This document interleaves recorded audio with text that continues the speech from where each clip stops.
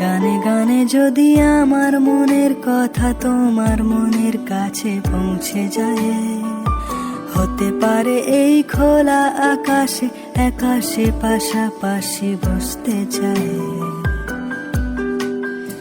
এর বেশি কিছু আশা করি না,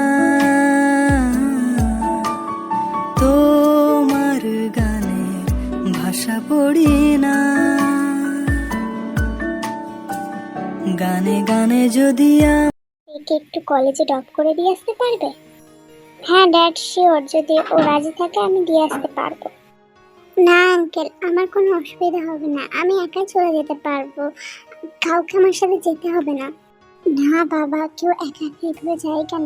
এখনকার দিনকাল যা, তুই জাঙ্কুকের সাথে যা। আমি কি বলি বাবা, জাঙ্কুক তোকে দিয়ে আসবে, তুই জাঙ্কুকের সাথে যা। কিন্তু কোনো কিন্তু না তেমা, আমি যা বলছি তাই হবে। তুমি জাঙ্কুকের সাথে যাবে আর আমার টাইম হয়ে যাচ্ছে, আমি তাই বেরোলাম। এই বলে আর এম নিজের অফিসে যাওয়ার জন্য বেরিয়ে যায়, আর তেকও বাধ্য হয়ে জাঙ্কুকের সাথেই যেতে হয়। এই মেয়ে, তুমি পেছনে গিয়ে বসলে কেন? সামনে এসে আমার পাশের সিটে বসো, আমি তোমার ড্রাইভার না যে তোমাকে এইভাবে নিয়ে যাব। তে জাঙ্কুকের কোনো কথার উত্তর না দিয়ে পেছনের গেটটা খুলে বেরিয়ে এসে সামনের গেটটা কারে খুলে সামনের সিটে এসে বসলো। এই মেয়ে, তুমি আমাকে ইগনোর করছো, এত বড় সাহস তোমার কি করে হয়? কি জ্বালাতন মশাই, আপনার দেখছি তো সবটাতেই সমস্যা। ধুর, আমি যাবই না আপনার সাথে, আপনি আপনার মতন চলে যান। এই না বলে যেই তে গাড়ি থেকে নামতে যাবে তখনই, এই কোথায় যাচ্ছ তুমি? এইভাবে আচমকা তের হাত ধরে টানতে পেয়ে গিয়ে জাঙ্কুকের কোলের মধ্যে পড়ে। গানে গানে যদি আমার মনের কথা তোমার মনের কাছে পৌঁছে যায়, হতে পারে এই খোলা আকাশে আকাশে পাশাপাশি বসতে। তের হোশ ফিরতে তে বলে, এই আপনি এসব কি করছেন? আমাকে ছাড়ুন, ছাড়ুন বলছি। না, ছাড়বো না, আমাকে ইগনোর করার শাস্তি তোমাকে আজ পেতেই হবে। হ্যাঁ, আপনি এসব কি যাতা বলছেন? আপনি কি করবেন আমার সাথে? তুমি যেটা ভাবছো সেটাই করব। এরপর জাঙ্কুক ধীরে ধীরে তের কাছে যেতে লাগলো। দেখুন, আপনি এসব কিছু এখানে করতে পারেন না, আমি কিন্তু চেঁচাবো। ও, তার মানে তুমি প্রাইভেট প্লেসে করতে চাইছো, পাবলিক প্লেসে নয়। ওকে, বাট সরি, আমি এখন তোমার এই কথাটা শুনতে পারবো না। এই আপনি এসব কি যাতা বলছেন? জাঙ্কুক তের কোনো প্রশ্নের উত্তর না দিয়ে তে আরো কাছে চলে এলো, আর তে আবেশে চোখ বন্ধ করে নিল। জাঙ্কুক সোজা গিয়ে তের ঠোঁটে একটা কিস করে দিল। তে সঙ্গে সঙ্গে চোখ খুলে ফেলল আর চমকে গেল, আর জাঙ্কুককে বলল, আপনি তো ভারী অসভ্য লোক। আমার অসভ্যতা আমি দেখেছো কি?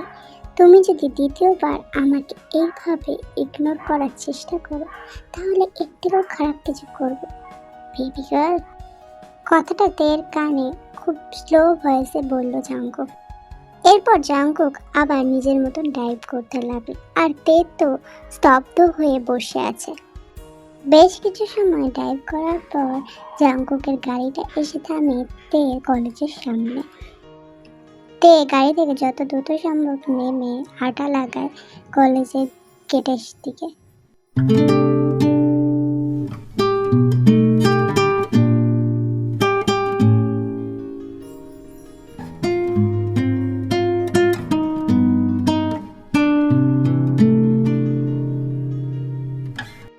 ওহ, কি হ্যান্ডসাম ছেলেটা। এটা কি তোর বয়ফ্রেন্ড? হ্যাঁ, তাছাড়া কে আর হবে, বয়ফ্রেন্ডই হয়তো। না, ওটা আমার বয়ফ্রেন্ড না, ওটা দাদা, জাঙ্কুক দা, আমার কোনো বয়ফ্রেন্ড না। ও, এটা তো দাদা, কি হ্যান্ডসাম রে।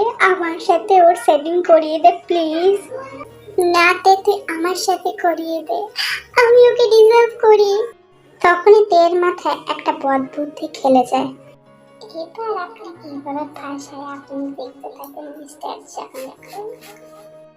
কি রে তে, কিছু তো বল, এভাবে চুপ করে আছিস কেন? ওই আসলে ভাবছিলাম একটা জিনিস। আচ্ছা তোরা এখন ক্লাসে চল, আমি পরে তোদের নাম্বার দিয়ে দেবো কাকার। এরপর তে আর তের বান্ধবীরা ক্লাস করার জন্য ক্লাসরুমে চলে যায়, আর জাঙ্কুক নিজের বাড়িতে চলে গেছে এতক্ষণে। বাড়ি ফিরে জাঙ্কুক শাওয়ার নিয়ে ফ্রেশ হয়ে খাওয়া দাওয়া করে একটু শুয়েছে, তখনই ওর ফোনটা বেজে উঠলো। জাঙ্কুক ঘুমের ঘোরে ফোনটা রিসিভ করলো। হ্যালো, কে কে বলছেন? হানি, আমি হানি, তুমি কি করছো? হু আর ইউ? কে তুমি? কি বলছো উল্টোপাল্টা? হ্যাঁ, আমি তোর ক্লাসমেট, তোমার ফিউচার ওয়াইফ। তুমি আমাকে চিনতে পারছো না হানি? হোয়াট দ্য রাবিশ, তুমি আমার নাম্বার কিভাবে পেলে? হ্যাঁ, ভালোবাসার মানুষের নাম্বার পেতে কি কোনো অসুবিধা হয়? আমাদের মনে কানেকশন, এই কারণে আমি তোমার নাম্বার পেয়ে গেছি হানি। ফাজলামি করছো তুমি আমার সাথে? হ্যাঁ, আমি চাইলেই কিন্তু এই নাম্বারটা পুলিশে দিতে পারি। আমার ঘুম ভাঙিয়ে তুমি এরকম নাটকীয় মস্করা করছো? হ্যাঁ, চুপচাপ বলো নাম্বারটা কে দিয়েছে, না হলে তোমাকে আমি জেলের খানির টানিয়ে ছাড়বো। প্লিজ দাদা, এমন করবেন না, আসলে এটা আমাকে তে দিয়েছে এই নাম্বারটা। আই এম সরি দাদা, আর কখনো হবে না। ঠিক আছে, রাখো এখন। আর তেকে বলবে না যে তুমি আমাকে নাম বলেছো। তে তো হচ্ছে। এইভাবে বিকেল হয়ে যায়। বিকেলবেলায় যে জাঙ্কুককে বলে তেকে নিয়ে আসার জন্য। জাঙ্কুক এই সুযোগের অপেক্ষায় ছিল। এবার জাঙ্কুক যায় তেকে আনতে।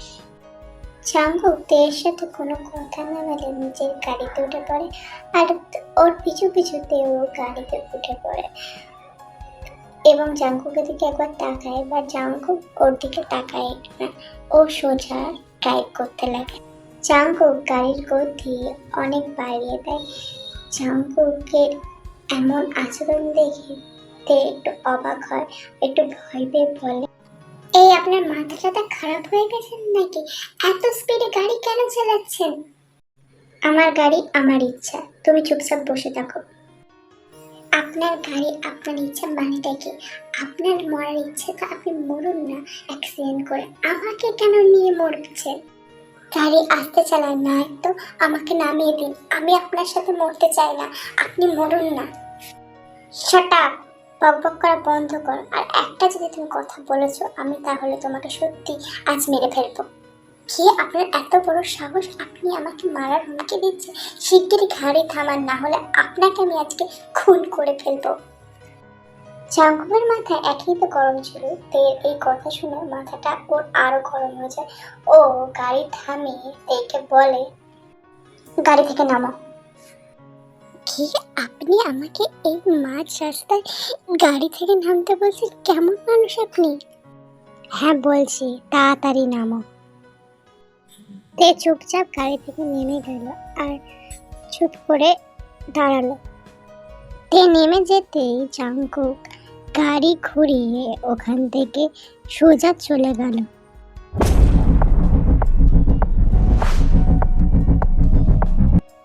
হ্যাঁ, এই লোকটা আমাকে এই মাঝ রাস্তায় নামিয়ে দিয়ে চলে গেল। বললেই পারতো যে তুমি আমার সাথে যেও না, তাহলেই হতো। এভাবে মাঝ রাস্তায় নামিয়ে দেওয়ার কি দরকার ছিল? শয়তান খারুজ বজ্জা, তুই তো আমাকে এইভাবে এই রাস্তায় ফেলে দিয়ে চলে গেলে তো মাঝ রাস্তায় দেখবি তোর কোনোদিনও বউ জুটবে না। বউ তোর যদি বিয়ে হয় তোর বউ তোকে মার্ডার করবে।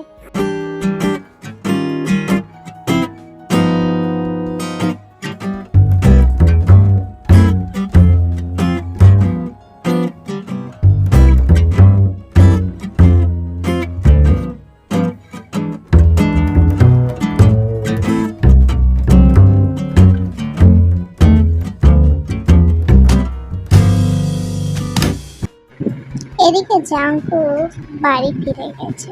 বাড়ি ফিরতে ঝিল জাঙ্কুককে বলল, কি রে বাবা, তুই নাকি বললি তেকে নিয়ে আসবি, তে কোথায়? ও তো আসছিল। কেন, ও বাড়ি ফেরেনি? না ফেরেনি বলেই তো তোকে বলছি। কেন? তুই ওকে নিয়ে আসিসনি? ও কোথায় গেল? মেয়েটা কিছুই চেনে না, রাস্তাঘাট কোথায় গেল? কি বলছো মা? ও কিছুই চেনে না? কিচ্ছু চেনে না? কিছুই চেনে না বলেই তো তোর বাবা তোকে দিয়ে আসতে বললো। আর মা মরা মেয়ে কিছুদিন হলো এখানে এসেছে, এখানে ও কিছুই চেনে না, তাই জন্যই তো আমি ওকে একা ছাড়ি না। ও শিট, এটা আমি কি করে ফেললাম? মাথা গরমে জাম, তুই কি করে ফেললি এটা? কি রে বাবু, কি ভাবছিস? বলছি কি মা, ওর কাছে কি কোনো ফোন আছে? তাহলে আমি একবার ফোন করে দেখতাম। হ্যাঁ আছে, দাঁড়া আমি একবার ফোন করে দেখছি। এরপর জিন ফোন করে দেখে, বাবু ও তো ফোনটা ধরছে না, ফোনটা তো সুইচ অফ করেছে। ঠিক আছে মা, তুমি টেনশন করো না, আমি গিয়ে দেখছি। শঙ্কুক আর এক মুহূর্ত সময় নষ্ট না করে ও নিজের গাড়ি নিয়ে বেরিয়ে যায় দেখে খোঁজার উদ্দেশ্যে।